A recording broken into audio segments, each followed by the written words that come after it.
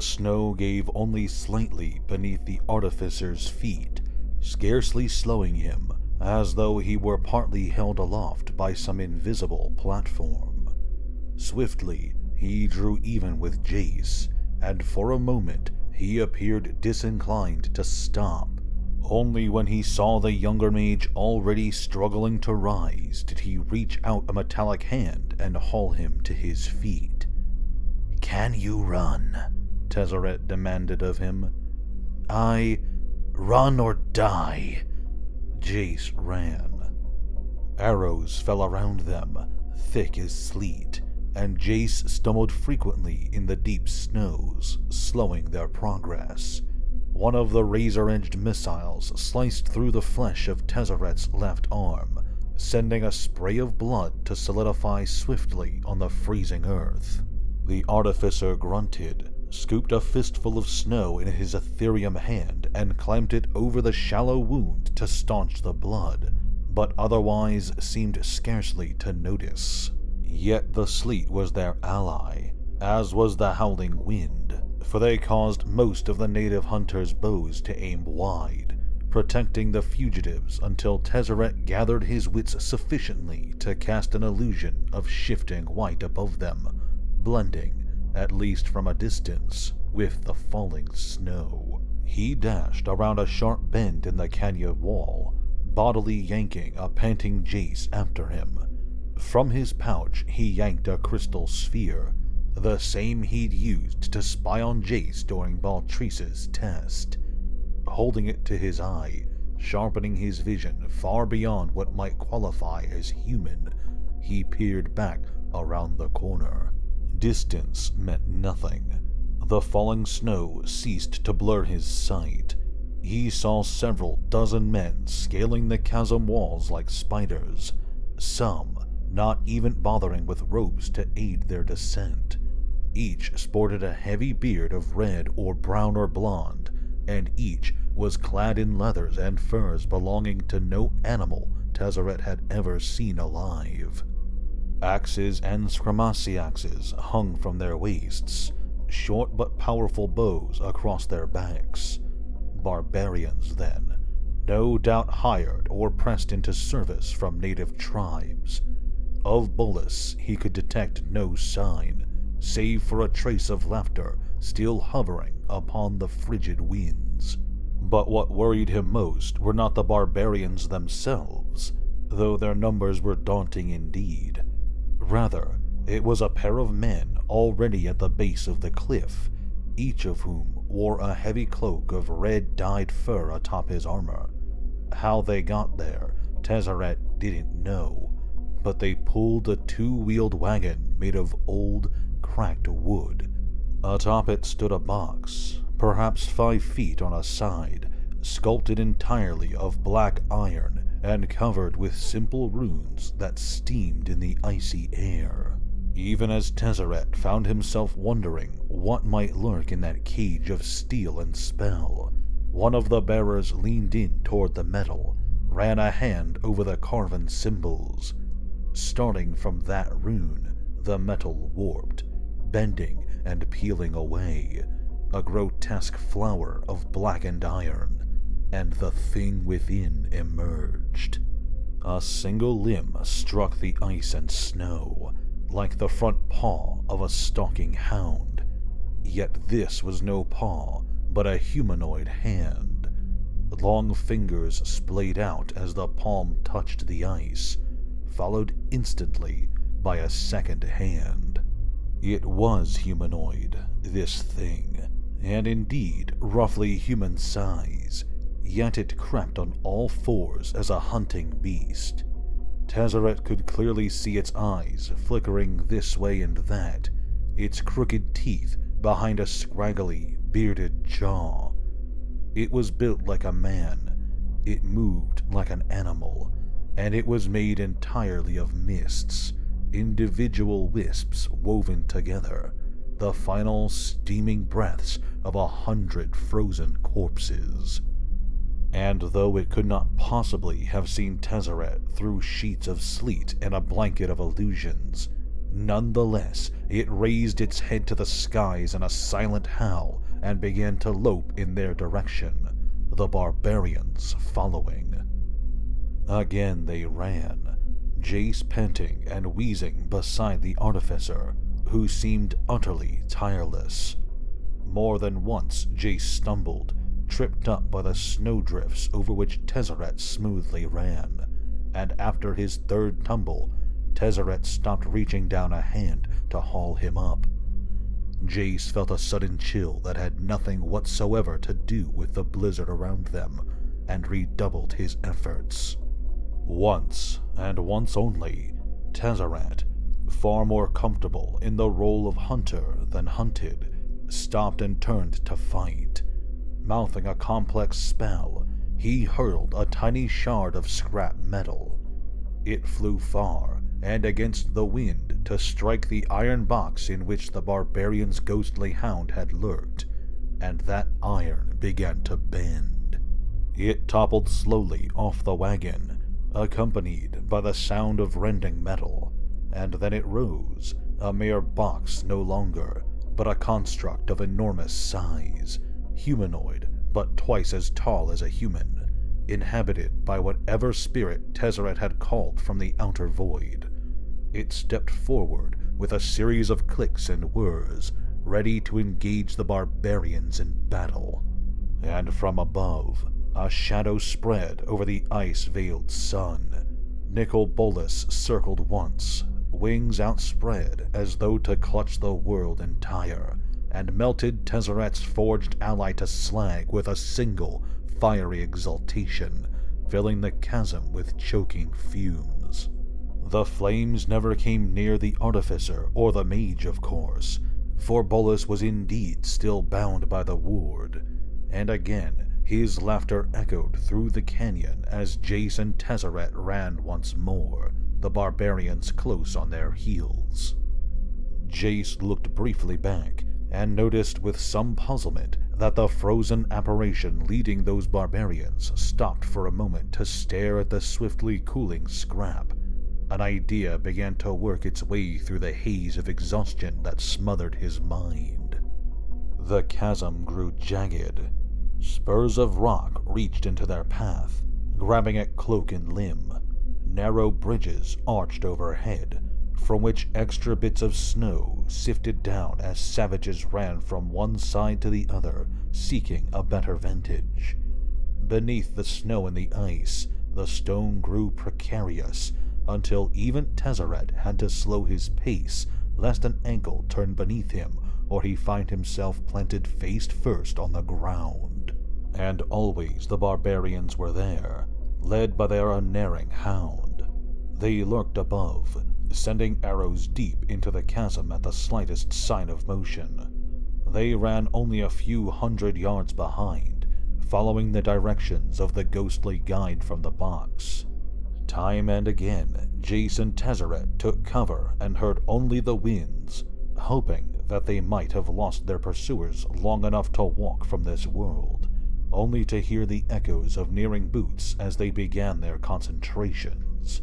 Eventually, even the seemingly indefatigable Tezzeret was wheezing, and Jace had to keep one hand constantly on the wall to prevent himself from toppling over.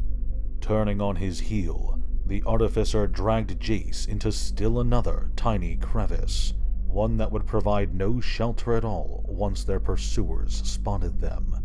But this time Tezzeret cried out, calling upon every iota of mana he could spare without stranding him on this forsaken rock of a world.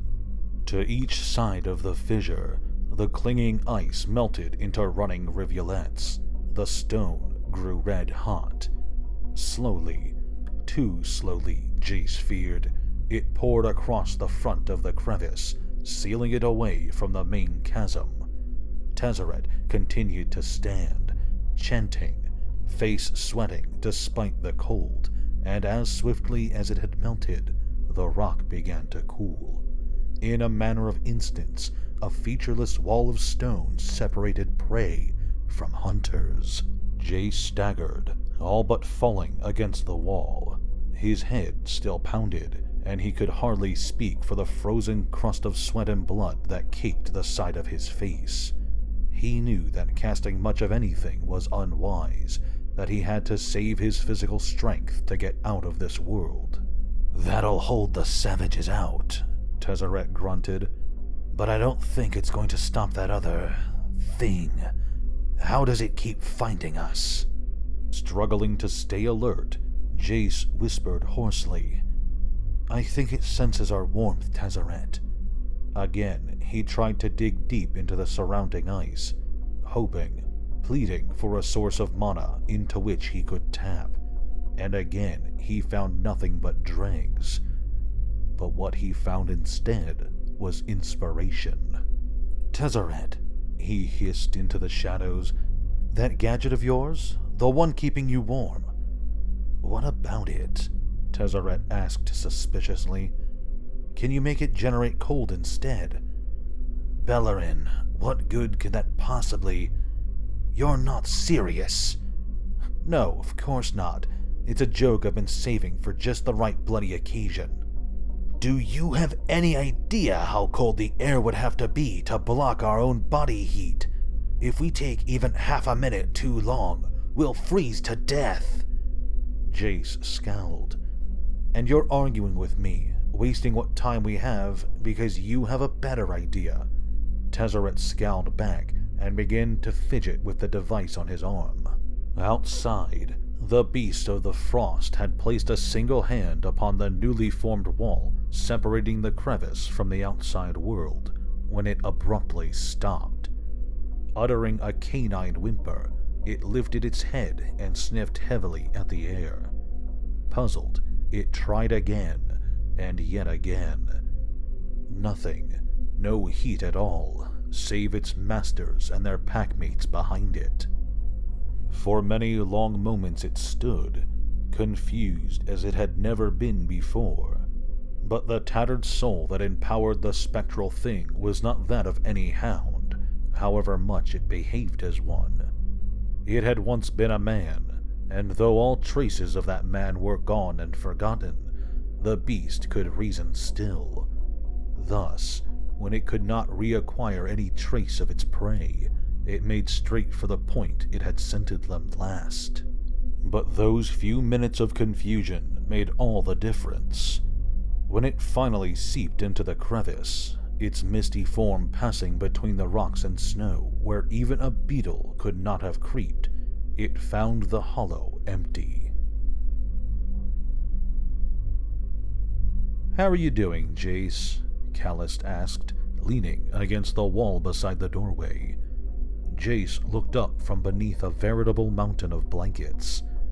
"I'll be fine," he said, "though that may be the last remnants of the Caliola brandy talking." The other man grinned. "Feeling no pain, are you?" "Callist," Jace said, and chuckled. "I'm not sure I can even feel my head." His face quickly turned serious, however. "What about your assignment?" he asked. "Were you still able to make it look natural?"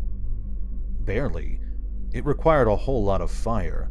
You really don't want to know any more about it," he smirked knowingly, "and I don't think you can change the topic that easily either. Honestly, Callist, I'm fine. It was just a toe. I've got 9 more. The healers say I shouldn't even be limping after a few more days." Callist nodded. "You think Tezzeret had to have anything amputated?" "I have no idea, but you be sure to let me know when you plan on asking him. I'd like to be elsewhere." "Well, it won't be today," Callist said, his own expression turning serious as well. "Today he wants to talk to you." "Oh, for the love of... He can't give me a few days to... He sort of wants to see you now, Jace. He's waiting in Paldor's chamber." "Fine." Jace tossed the blankets off to one side of the bed, and turned so he sat upon the edge. From the nightstand, he took a length of bandage from a bath of herbs and potions, and began the arduous task of wrapping his mutilated foot. Callist did his best to ignore the wincing and the occasional hiss of pain. "The next time someone tells you that freezing to death is a pleasant way to go," Jace muttered, his face grown pallid. "You tell them to come talk to me about frostbite." His foot properly wrapped, he rose and threw off his heavy cloak, not bothering to change out of his bedclothes. "If Tezzeret wants to see me before I'm done convalescing," he explained, "then he can damn well live without the formalities." By the time they'd reached the office door, however, and Jace heard the muffled sound of Tezzeret ranting at Paldor within, he began to wish he had taken the time to clean up and change, if only to put this off a little longer, and maybe to deflect at least a tiny portion of Tezzeret's fury. Jace hadn't taken more than 3 steps through the door when Tezzeret was before him. 2 hands, one of flesh and one of metal, grabbed his shoulders and dragged him forward, until his face was inches from Tezzeret's own. "You idiot!" Tezzeret hissed. Even through the lingering pain, Jace could feel the artificer's hot breath against his cheek. "Do you have any idea the money you've cost me? The operations you've ruined?" Maybe it was the pain. Maybe it was still the lingering effects of the Caliola brandy. Maybe it was just panic. But whatever it was, Jace said exactly the wrong thing in his defense. "You don't understand," he protested weakly. "You have no clue what you were asking of me. I don't think I could have stopped him even if he hadn't distracted me." He knew the words were a mistake the instant he spoke, but he had no time to regret them. He felt the hands gripping him tense, and had barely drawn breath before they hurled him to the floor.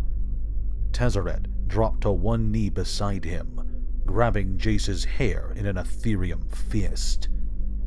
"I should kill you," he whispered, his voice barely more than a gentle breath. "You've opened me up to all manner of problems and reprisals, but so help me, I've put too much effort into you to just throw away. So I'm going to give you one more chance. One. But I'm also going to make damn sure you learn from this debacle." Without releasing his grip, Tezzeret reached out with his other hand. "Paldor, your blade, if you'd be so kind." Jace looked up, dizzy, his brain refusing to settle on any one detail. He saw Callist still standing in the doorway, jaw clenched, his hand hovering near his sword.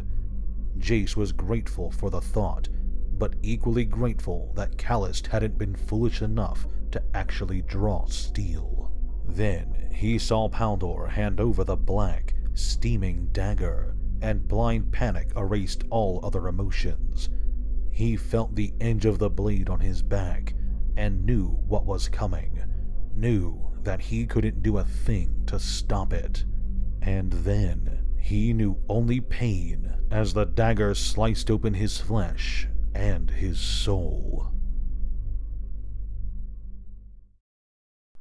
Thank you very much for watching this video. If you enjoyed, please consider leaving a like or sharing this video with your friends. If you subscribe to my channel and hit the notification bell, you'll be alerted whenever I upload new videos. If you have a topic you'd like me to discuss, feel free to let me know in the comments section below. Finally, if you'd like to support me directly, well, I've created a Patreon for this channel. If you like what I do and want to help me out, go check it out. A link to it will be in the description below. Thanks again, and have a great day.